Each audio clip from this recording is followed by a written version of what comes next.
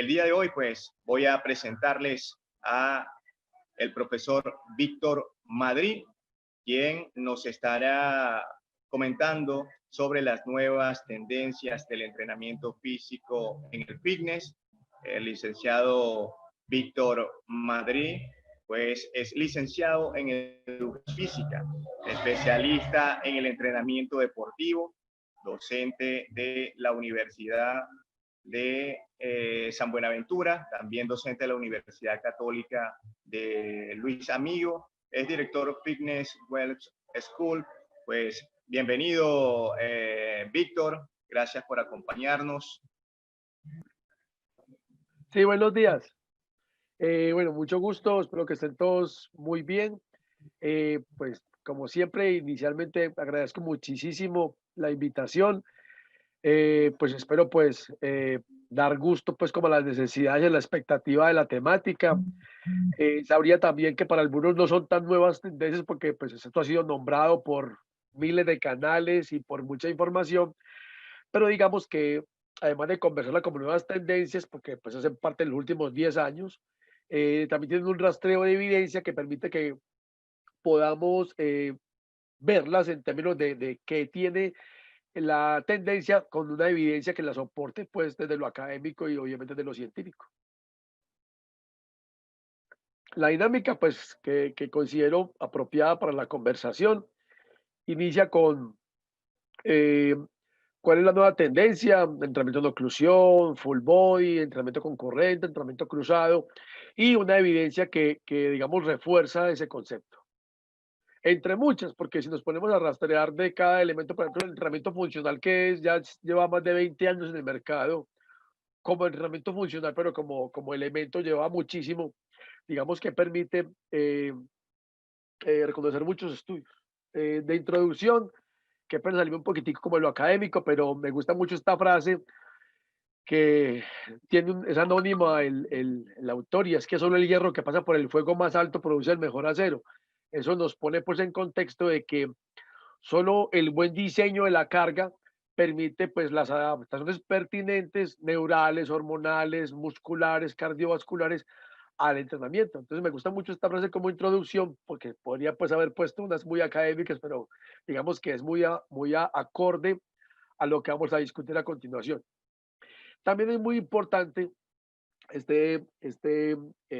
informe, este concepto de premio Nobel en física de Niels Herming, donde él dice que toda formulación, que lo opuesto a una formulación correcta no es una formulación falsa, pero lo opuesto a una verdad profunda puede ser una verdad aún más profunda, o sea que no siempre las cosas se contraponen, sino que se pueden complementar.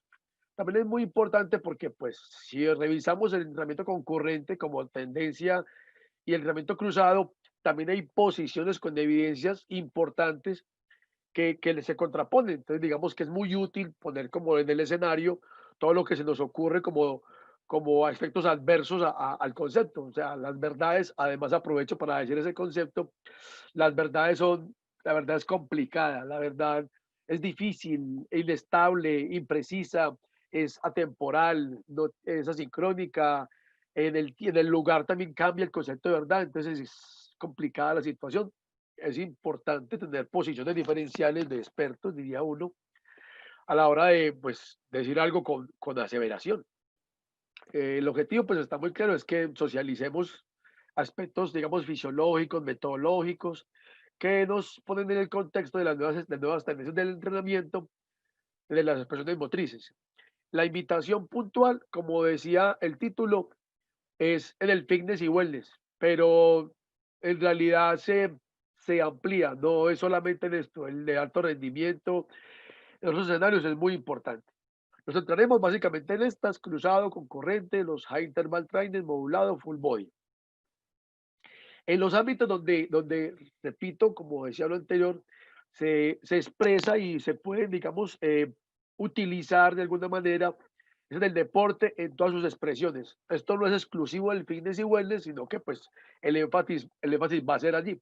Aclaro que fitness y wellness es un concepto de verse bien, sentirse bien, pero sobre todo para los que nos gusta el tema de la salud, estar bien.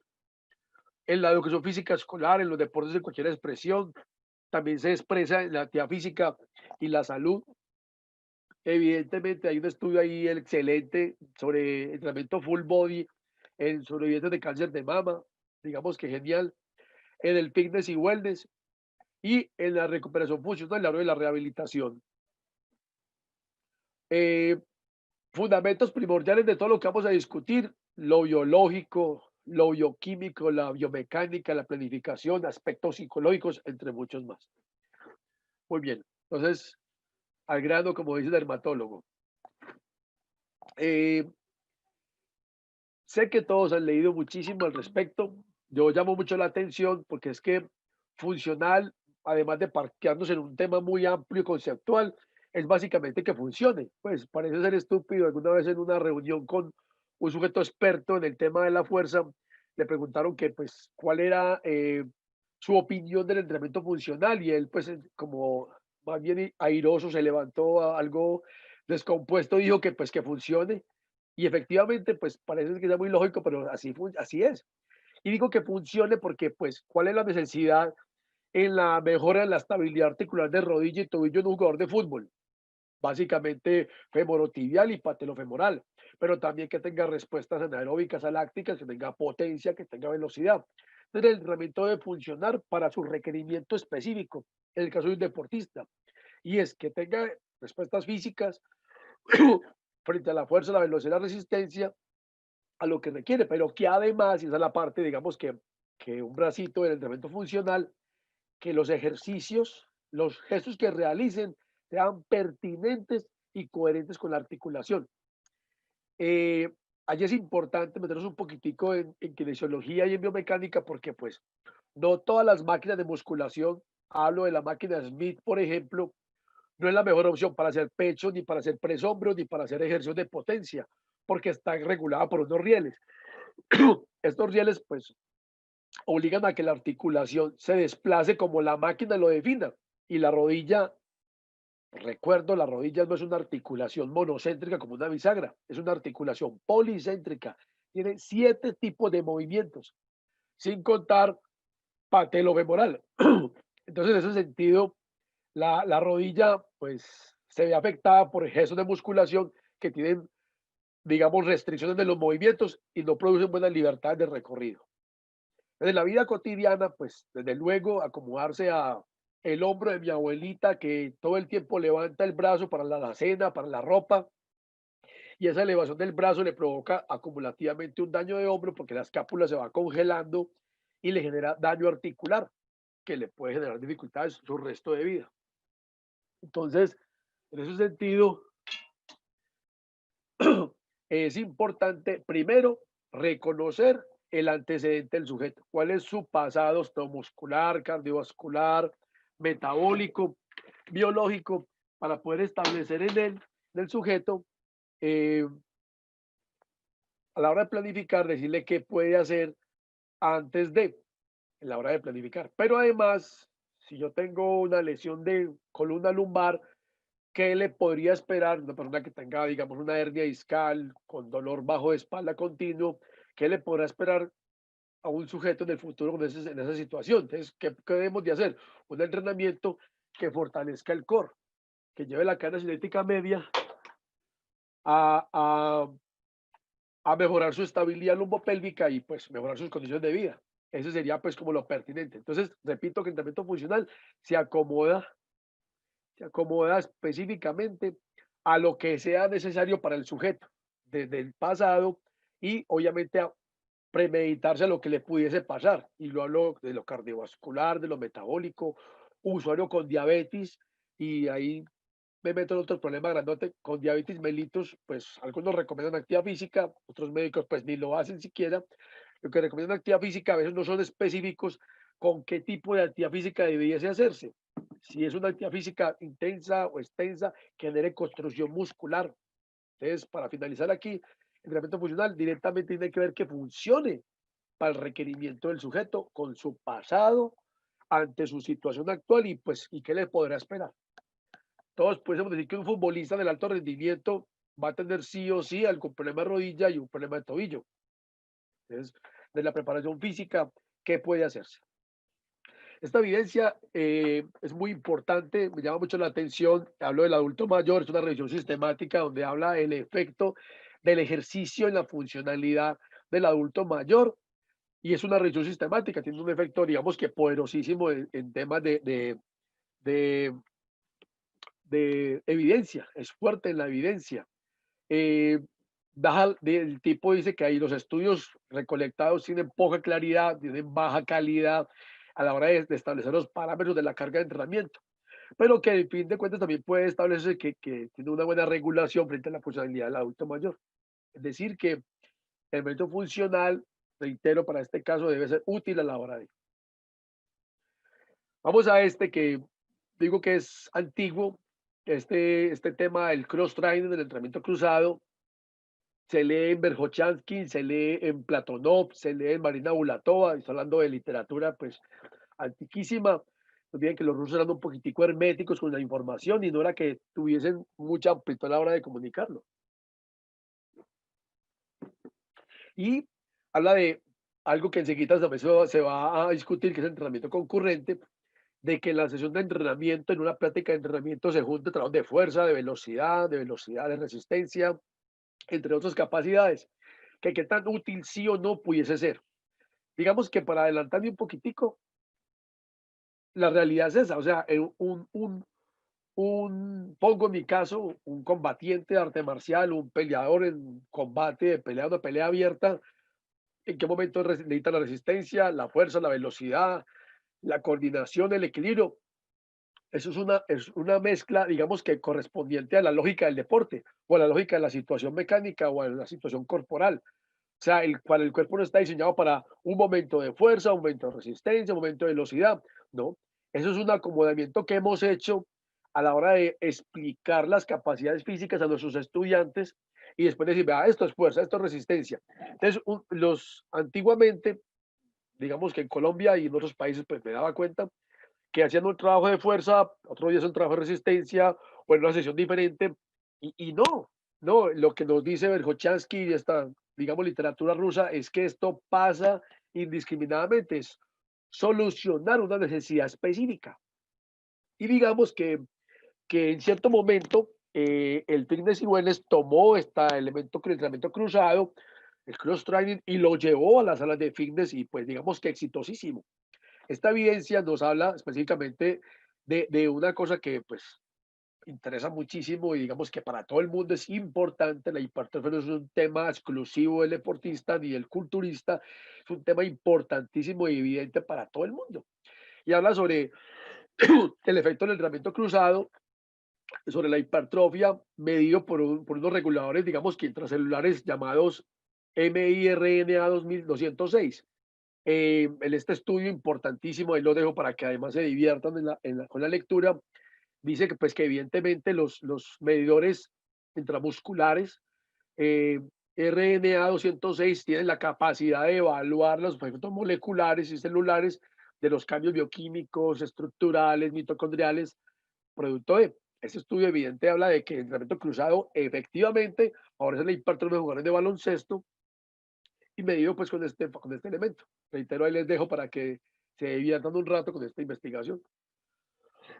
Y aquí vamos a uno que ha sido, digamos que muy polémico, el entrenamiento concurrente, es decir, juntar fuerza con resistencia, ¿no? De fuerza muscular, digamos que indiscriminadamente, fuerza máxima, fuerza explosiva, fuerza resistencia. Bueno, digo indiscriminadamente, pero a la hora de la evidencia sí hay como factores, digamos que diferenciales. Combinarlos con trabajos de fuerza con resistencia, perdón, aeróbica, anaeróbica.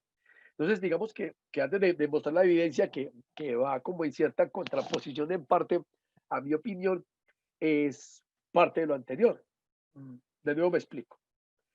Eh, en una sentadilla, 10 RM en sentadilla, es que es un trabajo de fuerza máxima o submáxima más bien, un trabajo de resistencia anaeróbico a láctico. Si analizamos muy bien, y una sentadilla por la cantidad de masa que está vinculada en el gesto, 75-80% de la masa corporal total en ese gesto específicamente, y va uno a evaluar la capacidad cardíaca, el efecto cardiovascular, es un trabajo anaeróbico, láctico. pues, entonces uno dice, entonces es fuerza, es una sentadilla, es el ejercicio rey de la fuerza. Entonces la sentadilla es un ejercicio de fuerza, un ejercicio de resistencia. Pues porque entra uno ahí en una contraposición particular. Ahora, hacer un salto o hacer mejor 5 saltos, elevando las rodillas al pecho, son saltos de arte marcial clásicos, es un trabajo de fuerza explosiva o es un trabajo de resistencia anaeróbico. Entonces, si analizamos, las dos aplican. ¿Cuánto más una que otro? Listo, ahí está la ciencia para empezarlo a diferenciar, pero no dejan de ser.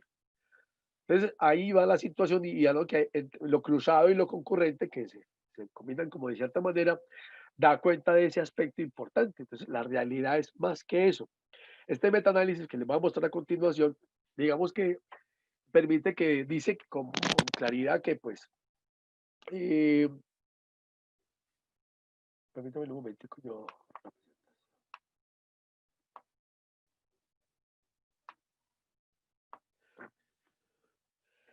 y pretende identificar cuáles componentes del entrenamiento de la fuerza generan efectos adversos en el resultado de la resistencia.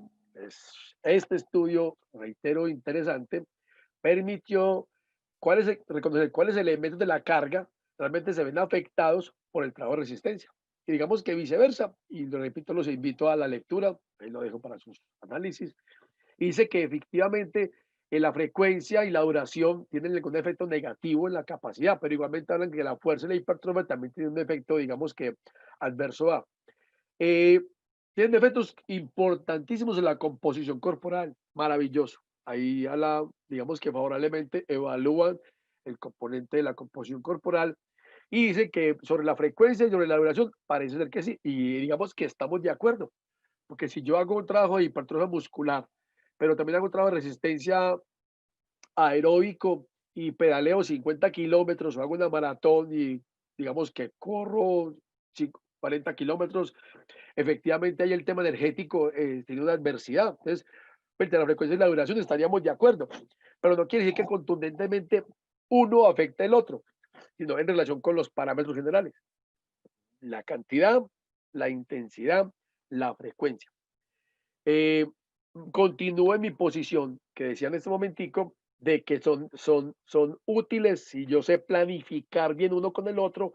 Obviamente tengo que tener clarísimo que el objetivo, ¿cierto? La población, el objetivo, la población, cuál tipo de fuerza y cuál tipo de resistencia. Entonces, la evidencia que estoy mostrando, digamos que es muy útil y nos ayuda todavía más a corroborar que efectivamente sí son útiles juntar ambas capacidades, pero el tema aquí son los parámetros de la carga, tanto de la fuerza como de la resistencia a la hora de ver efectos. Habría entonces que revisar literatura y juntarnos y decir, bueno, cuánto de fuerza, cuánto de resistencia, intensidad, volumen, frecuencia, y ver cuál sí y cuál no. Para el caso extremo de esta evidencia, efectivamente sí hay efectos adversos en relación con la frecuencia y la duración, pero si uno lee el estudio es que están hablando de cantidades importantes de trabajo de resistencia para el caso de la hipertrofia muscular. Pues espero haber sido claro. Si no repito, ahí dejo la evidencia para que ustedes tomen como su propia decisión. Este ya saben, pues eso es otro clásico. Soy, digamos que, muy partidario de los entrenamientos interválicos. Si uno analiza bien algunas estudios diagnósticos cardiovasculares, repito, la electromiografía, la electrocardiografía y un electroencefalograma, se da cuenta que somos evidentemente altibajos, hay afectos interválicos, el comportamiento eléctrico del cerebro, el corazón y los músculos, realmente es así. Cuando está en una raya, en una línea recta, pues está muerto el sujeto. Película de cine donde el protagonista está en la cama y al lado está el aparato y se queda una rayita, se murió el protagonista. El, en la realidad somos eso. La vida, la condición eléctrica del cuerpo habla de que somos, digamos que, interválicos en cierta condición. No es mintiendo que, pues, obviamente los entrenamientos continuos tienen efectos y digamos que el metaanálisis lo puedo comprobar. Este metaanálisis es una maravilla porque nos permitió reconocer que ambos métodos, los entrenamientos interválicos y los métodos continuos de intensidad moderada, tienen efectos. Pero en aras del tiempo total y de efectos hormonales, los High Interval Intensity Training tienen mejores efectos. Sino que en términos del tiempo total, frente a la composición corporal, estos efectos son iguales, pero los entrenamientos interválicos, que hay que revisarlos con lupa muy bien, hay que mirar otros efectos adicionales. Eh, Igual que lo anterior, y digamos que esta presentación tal vez nos perjudique el tiempo porque nos obliga a leer concienzudamente un lado como otro lado. No desmintiendo, digo, el efecto de entrenamientos continuos a intensidad moderada a la hora del tiempo y las necesidades de deportistas y sujetos por su actividad cotidiana y por sus condiciones, sigo siendo partidario absoluto de los entrenamientos interválicos. Y lo igual que lo anterior, ¿cuántos? ¿A qué intensidad? ¿Cuál es el pico alto? ¿Cuál es el pico bajo? ¿Quién sí? ¿Quién no? ¿En qué momento la planificación? ¿Por qué? Porque digamos que en el fitness se reconoce mucho el siguiente error. Como los hits son la maravilla para bajar tejido graso, para mejorar muchas condiciones biológicas, y ese es, digamos que mi sello de calidad como entrenador, entonces lo que sucede es que los entrenadores todos son haciendo intervalos. Y llegó el usuario nuevo con o sin alguna patología de base y se va para la banda para la banda o para la elíptica a montar un trabajo interválico, busca el programa de la pantalla de la banda o la elíptica y le montó un intervalo indiscriminadamente. Entonces, para las adaptaciones, repito, no es igual. Entonces, por bueno que sea, por evidencias que hayan respecto a lo que sí es útil, tenemos que tener en cuenta primero, y eso sería una conclusión adelantada de la presentación, el sujeto, prioritariamente el sujeto. Es ahí donde me parqueo mucho en el entrenamiento funcional, porque lo que pretende y lo que uno lee más de la literatura de entrenamiento funcional de nuestros compañeros es que, reitero, debo de analizar el pasado del sujeto, su condición biológica, parte de su comportamiento psicológico, que le gusta, que no le gusta, a la hora de planificarle cuál plan, cuál programa, cuál método. Eh, en esta parte, pues todos conocemos, diría yo, si estamos en el campo, los circuitos, ¿ya?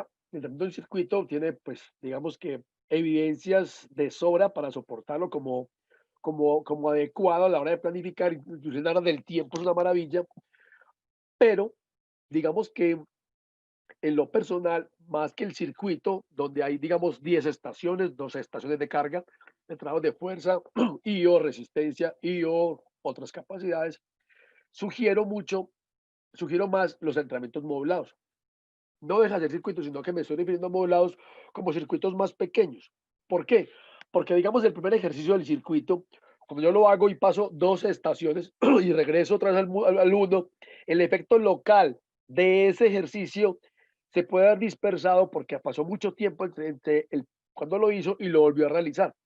Por los entrenamientos modulados, hablo de 4 ejercicios, 3 ejercicios, permite que mientras yo hago sentadilla, digamos 10 RM, luego paso a 10 abdominales, 10 ejercicios de cadena cinética media, cualquiera de ellos, y otro ejercicio de pecho, y vuelvo a la sentadilla, ya se recuperó, no se perdió el efecto, digamos, neural, metabólico, hormonal, muscular, y puedo reiniciar. Entonces, digamos que los módulos, más que los circuitos, me es más pertinente en términos metodológicos para mantener estímulos generales, pero también estímulos locales. Es muy importante esta aclaración, espero haberme hecho entender. Reitero, me gustan más los módulos. Ahora, los módulos metidos en paquetes de circuitos es otra metodología que es la que conocemos actualmente en esas nuevas tendencias de entrenamiento cruzado, funcional, etcétera.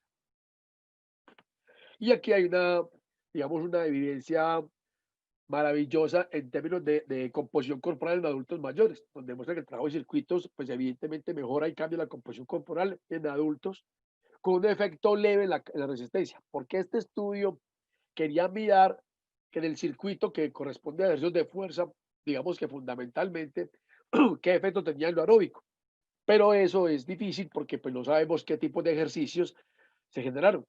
Si los ejercicios que se realizaron fueron muy cardiovasculares, repito, de fuerza, sentadilla, zancada, digamos sí, pero si el circuito a los cuales estudió este análisis corresponde a ejercicios de pequeña masa muscular, pues evidentemente la respuesta aeróbica va a ser poca, porque el efecto del trabajo aeróbico a nivel cardiovascular y metabólico corresponde a ejercicios donde haya la suficiente masa activa en un trabajo continuo del sistema cardiorrespiratorio, que en un punto de esfuerzo en una intensidad promedio.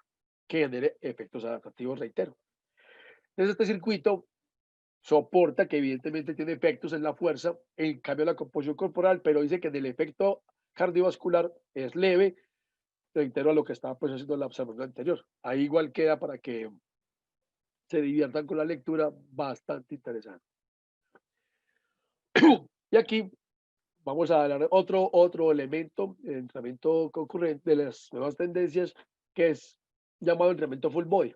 Digamos que muy nombrado en el fitness, de pronto no muy en el deporte, no descartado, muy útil en todo escenario, estamos de acuerdo, pero digamos que ha sido muy explotado con personas que no lo aprueban, estoy de acuerdo con eso, en el entrenamiento. Este estudio, este tipo de tendencias, habla a ver si me hago entender, con el clásico del fitness. En el fitness clásico, en las salas de musculación de hace 30 años, eh, los sujetos hacían un trabajo de pecho, de bíceps, un poco de cadena media, no era muy útil en aquella época, se hacía poca cadena media, solo se trabajaban grandes masas corporales. Al otro día hacían espalda y hacían tríceps, y al otro día hacían un poco de pierna. Entonces hacían partes del cuerpo diferenciales, una parte del cuerpo, una parte del cuerpo. Y se decía, hablo de los clásicos, que pues si yo hacía, digamos, un ejercicio grande del tren superior, no podría ser del tren inferior. Eso pues obviamente estamos claros que ya no. Cuando habla full body, habla de que todos los días que yo entrene, voy al gimnasio 4 veces por semana, podría trabajar cuerpo completo, es decir, tren el superior y la carga cinética media y la inferior y cardiovascular.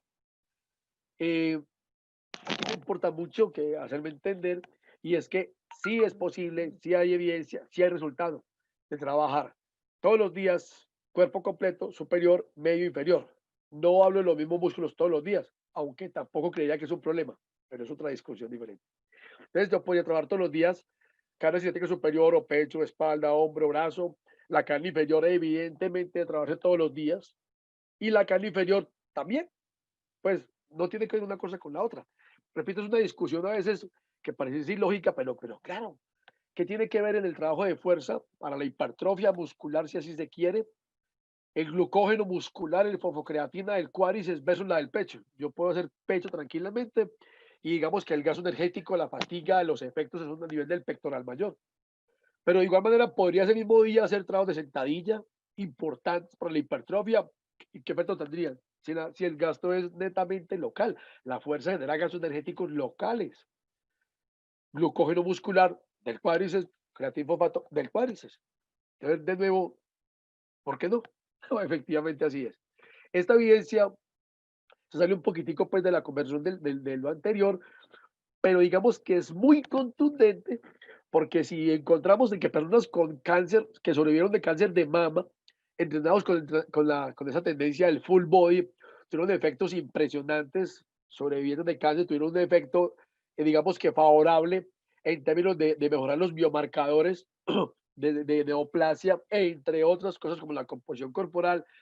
De hecho, los invito a lecturas de estas y parecido, porque las evidencias son fuertes, fuertes en el tema de la actividad, trabajo de fuerza en sobrevivientes de cáncer.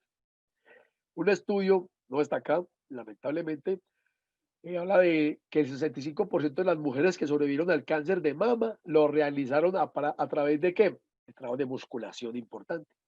Y llamó la atención porque digamos que hace unos años, unos tal vez 10 años, se escuchaba muchísimo que personas que tuviesen este tipo de situación no podían trabajar la musculatura del tren superior porque la afectación del ganglio local tenían incidencias negativas. Entonces, pues evidentemente este estudio y otros estudios, los invito a buscarlos por Google Académico, por PubMed, por Cielo, por todos estos buscadores que hay muchísimos, son poderosos en ese sentido. Y llamo la atención a los entrenadores, a los médicos, para que se pongan adelante la situación y miren en la evidencia lo que hay del trabajo de ejercicio, porque el ejercicio pues es favorable para esa situación, muy favorable, pero si está mal planificado, mal dosificado en términos de intensidad y tiempo, puede generar efectos adversos. Creo absolutamente en la actividad física desde este punto de vista para temas como este, como el cáncer, como la diabetes, así como directo.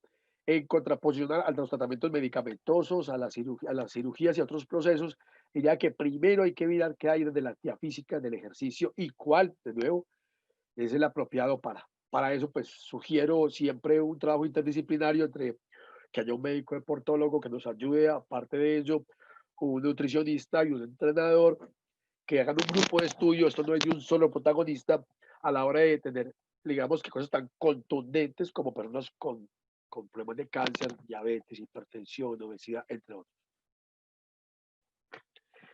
Este, digamos que es re importantísimo. En lo personal me gusta muchísimo, sino que digamos que falta la evidencia, falta lectura, por lo que leo en mi medio y por lo que recibo preguntas de mis estudiantes y parecido, creería que aquí hay, digamos, falta de revisar la literatura también. Bueno, digamos que en todas, porque efectivamente hace parte de ello. Eh, Esto es muy antiguo, esto no es una nueva tendencia. Digamos que está reencauchada en el entrenamiento, pero eso no es una nueva tendencia, es una tendencia antigua, antiquísima, porque si se acuerdan bien, los gladiadores romanos tenían un brazalete en el brazo, ¿cierto? Para la redundancia, que les comprimía el brazo y era un brazalete, o los personas que usaban compresión. Recuerdo mucho las abuelas que le decían a las hijas que cuando tenían sus hijos se fajaron, se pusieran un corcel, una pieza de compresión. Eso hoy casi no lo hacen y pues efectos lumbares increíbles. La oclusión es una situación antiquísima y hoy tiene la evidencia que quiera. Los invito a leer. Hay una, este es un solo estudio, pero los invito a leer, chicos y chicas, un paquete de estudios de investigación realizados por unos grupos en Japón, se llama Katsu, allá le dicen Katsu, creo que con ese nombre entran por PubMed, creo, por Google Scholar, y ponen Katsu y se van a encontrar, son como 18 estudios de investigación donde explican el fundamento biológico, lo que sucede a nivel hormonal, a nivel muscular, a nivel neuromuscular, perdón, y obviamente vascular, porque es aquí es lo que pasa es que la arteria se ocluye parcialmente y despierta un proceso, una cantidad de efectos locales, neurales, hormonales, que favorecen la construcción muscular, el grado de la calidad del músculo frente a la tensión parcial. Y ahí los invito a que lo lean en términos de para los deportes intensos y para los deportes extensos. Yo sé que ustedes han visto, así como yo, en los últimos maratones, en deportistas de fondo, que los de maratón usan una pieza que les comprime el gastronemio, una media alta y una compresión promedio de 20, 25 de mercurio, por ahí cerquita, de milímetros de mercurio, y cuando ya trotan, eso comprobó tener efectos positivos. Pero también, como está la imagen aquí que les estoy mostrando, también oclusiones de 100, 150 de mercurio, hipertrofia muscular, inclusive importante por esa oclusión. Esta oclusión alta dura muy poquitico, o sea, el punto de dolor y el estrés que hay local lo obliga a uno a comprimir y soltar después del ejercicio, más que la compresión de 15, 20 de mercurio en el que va a caminar, en el que va a trotar, es regulada. Igual recuerden la ortesis que utiliza aquí en el codo el tenista, tiene el mismo efecto positivo. O sea, el cinturón de velcro que usan los que trabajan colgando cajas también tiene ese mismo efecto. O sea, todo eso es la misma historia. Este estudio que fue, pues quería enumerar las respuestas biológicas que ocurrían en el trabajo de fuerza con la oclusión del flujo sanguíneo. Y pues determina que hay cambios musculares, hay una hipoxia parcial, que hay un aumento de la respuesta hormonal y hay un aumento de los efectos neuromusculares. Para no quedarme mucho aquí porque me emociono y me voy yendo en palabras, los invito a la lectura. Eh, Uno de esos estudios, digamos que muy destacable, habla de la hipertrofia. Póngame mucho cuidado, la hipertrofia en el músculos del tren inferior en adultos mayores con entrenamientos de intensidades baja con oclusión de 20 a 25 milímetros de mercurio. Entonces, pues, por supuesto, importantísimo que podrá suceder en otras situaciones. Entonces, yo lo practico en lo personal además, ¿cierto? Para el tema de rehabilitación, igualmente tiene un efecto impresionante. También les dejo la tarea para que revisen esta literatura, revisen más literatura. La bibliografía de este estudio muestra muchos estudios adicionales del efecto de, reitero, aquí está, definir es cuánta, dónde, con qué elemento. Esa es la parte pues que quedaría aquí. Chicos, bueno, faltó una, que qué pena, tuve un error y no me pasó la presentación y la quiero pues llamar la atención y esa tiene que ver con el tiempo en tensión, el MTUT o el TUT, More Time Under Tension. Eh, de estas, hay digamos que evidencias eh, más bien débiles o las que yo he registrado, digamos, no son las más contundentes y habla de la importancia, sobre todo en términos de hipertrofia, porque se va mucho la hipertrofia, de el tiempo en tensión del músculo para la respuesta, sobre todo, repito, en hipertrofia. De ahí, de ahí para adelante, si hay estudios poderosos, fuertes, donde hablan de a cuánto tiempo en tensión y a qué intensidad debo de someter un músculo para que luego genere efectos como la hipertrofia. Pero hipertrofia en qué tipo de fibras, bajo qué situaciones. Entonces, ahí está el discurso entre la hipertrofia del culturista que busca es masa, tener masa corporal, y la hipertrofia, digamos, de un jugador de baloncesto que necesitamos que su cuádriceps aumente la respuesta explosiva, la capacidad de reacción, y para ello buscamos un grado de hipertrofia. Entonces, es un concepto diferente, pero digamos que va a la misma condición. Eh, ¿Listo? Entonces, estoy atento pues como las preguntas. Eh, Gracias por escucharme. Pues muchísimas gracias, profe Víctor, por esta excelente intervención y por compartir con nosotros tus conocimientos. Tenemos acá preguntas, profe, y dentro de ellas la siguiente. Aplicando el protocolo Full Body, ¿cuánto o cuándo sería el descanso apropiado o cuándo sería ideal mi próxima sesión de entrenamiento? Eh, Qué pena ser como tan abierto con la respuesta, pero diría que en full body, donde yo planeo un módulo de ejercicios y hago grupos musculares, yo podría, entre serie y serie, pasar de inmediato. Yo hago un ejercicio de, digamos, de pectoral, luego un ejercicio de la cadena cinética media, un trabajo de la pantorrilla. Podría ir directamente al de pectoral porque el músculo ya tuvo recuperación. Yo ya terminaría la recuperación pertinente para volver a hacer un estímulo igual de bueno o mejor que el anterior. Frente a la frecuencia semanal, pues muchachos, saben de que tres veces a la semana para en adelante es, digamos que los efectos importantes. Muy a mantener. Si yo quiero mejorar ostensiblemente los efectos del entrenamiento, yo creía que hay que llegar al cuarto o a la quinta sesión. Y creía que de pronto la pregunta también surge algo y es que en el fitness es muy común y digamos que representa todavía dificultades. Lo digo desde lo personal, pero no tengo una evidencia fuerte. Me gustaría un estudio. ¿Por qué? Porque en el campo del fitness, de la actividad física, dicen, bueno, si yo hago hoy pierna, se trabajo el cuádriceps, sentadilla, prensa, extensión de rodilla, diría que mañana no puedo hacer sentadilla otra vez. Y el miércoles mucho menos. O sea, yo no podría trabajar el mismo músculo todos los días. Y el término que se usa en el fitness es que el músculo se quema. Bueno, primero, nunca he visto un músculo incinerado por una sobrecarga. Lo que sí podría decir es que falta evidencia porque la respuesta es que sí, sí puede haber hipertrofia. La clave está en que yo que planifique la carga. Y pongo un ejemplo para ello. Refuerzo lo anterior, por si no me hice entender antes de poner el ejemplo. Estoy diciendo de que yo podría trabajar el mismo músculo en la semana 4 y hasta 5 veces. Para el área del fitness, diría uno que eso estoy diciendo una barbaridad, porque pues repito, eso fatigaría el músculo, quemaría el músculo, sí o sí. Y repito, no.